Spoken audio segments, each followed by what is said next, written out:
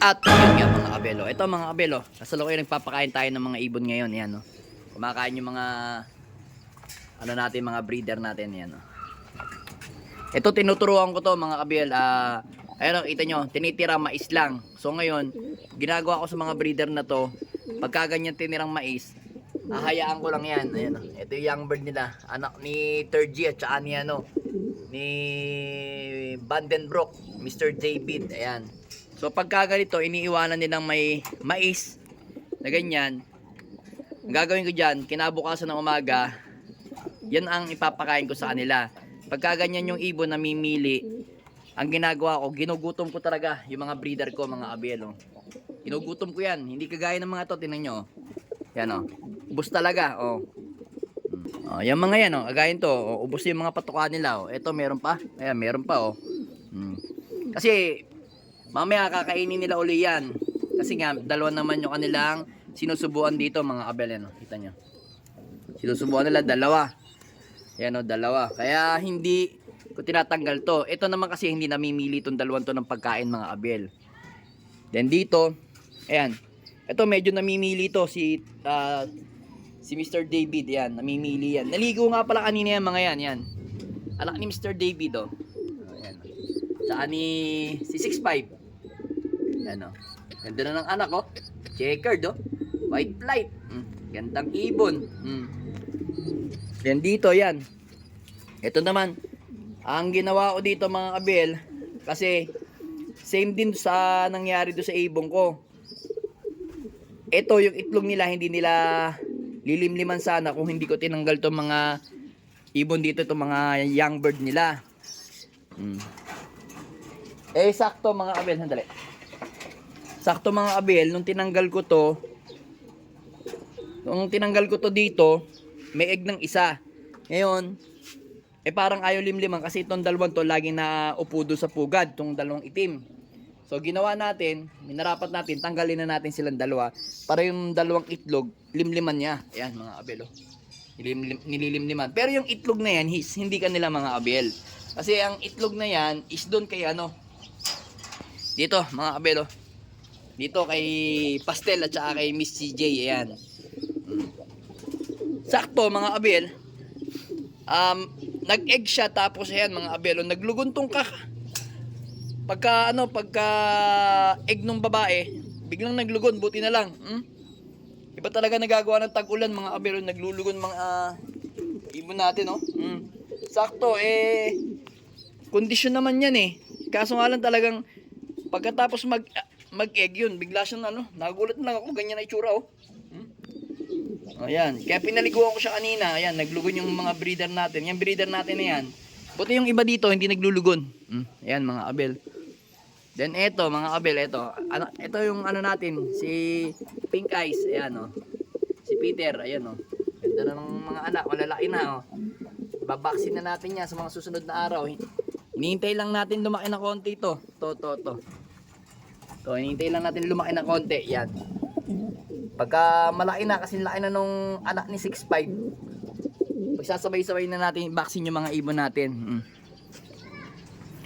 So ngayon, nga pala mga kabel, dito pala sa mga ibon natin, meron pa rin tayong pasaway. Si Kulasa pa rin talaga. So ngayon, si Kulasa pinakawalan ko. Ayun. Meron tayong isang ibon doon na hindi ko alam kung kaninong ibon yun. Dagit, ayan. May dagit na naman tayong isa, ayan. May dagit. So ngayon, ang gagawin naman natin to, minsan nakakalimutan natin tong isarado. Yan mga kabel to. Nakakalimutan natin isarado lalo't pag nag-uulan. So ngayon, isasarado na natin to lagi sa gabi. Kasi may mga pusa rin kasi na taas dito yan no. Kasi yung mga bahay dito mga kabel. Yan. Simula dun. Sa kulay green na yun no. Kita niyo yung kulay green na bubong na yun. Tumatawid yung mga pusa dun papunta sa akin dito. Tapos dito tumatawid. Yan dyan no. Diyan, dito tumatawid sa taas. Yan, pagtawid dyan, dito, pupunta na dito sa kabila. Yan, paikot lang yan, tapos pupunta doon. Pupunta doon sa bubong namin doon. Yung bababa doon sa may bubong na yon. Ayan o. Diyan, sa may hindi pa ginagawang bahay na yan. Diyan, iikot lang yun. Paikot dito, pupunta doon. Yun. Kaya ngayon, isi-safety na natin yung ibon. Ayan. Kasi napanood nga natin yung isa nating kapwa panser, taga rito, taga Minalen sa Santo Domingo, sa may Arco. Pinasok yung kanyang loop ng pusa, mga kabel. Kasi yung loop nung ni Palito Loop na nakakalaro namin sa BBC is yung lugar niya is talagang as in etong bahay na to, kunyari itong bahay ko, lubog yan, lubog, as in lubog na lubog yan. Siguro mga sabihin natin hanggang dito hanggang hita, hanggang dito, hanggang sa may tuhod yan, dyan. So ngayon, yung mga pusa hindi makabawa sa lupa kasi nga tubig lahat yan.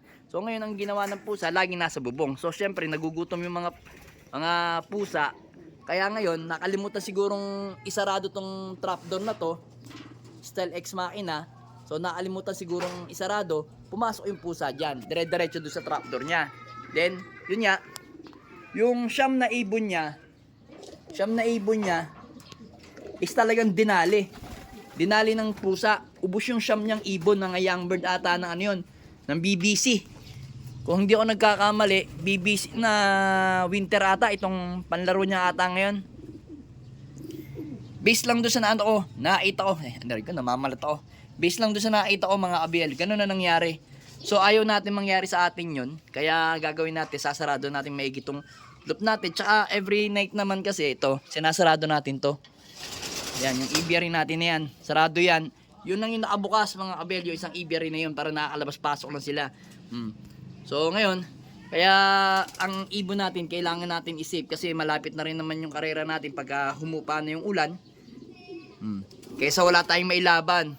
So hindi natin maiwasan yun, talagang kahit anong gawin natin pag-iingat sa ibon, talagang pag pinasok ng pusa, ubos yan. Kahit tong loop ko, pag pinasok to ng isang pusa, isa laban sa lahat, ubos yan, mga kabel. Walang panama yung mga ibon natin na yan.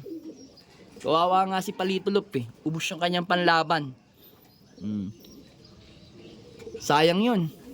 Ang dami ng, kumbaga, puhunan, pagod. Tsaka syempre, sa pag-aalaga mo, sakripisyo, nasayang dahil lang sa isang pusa.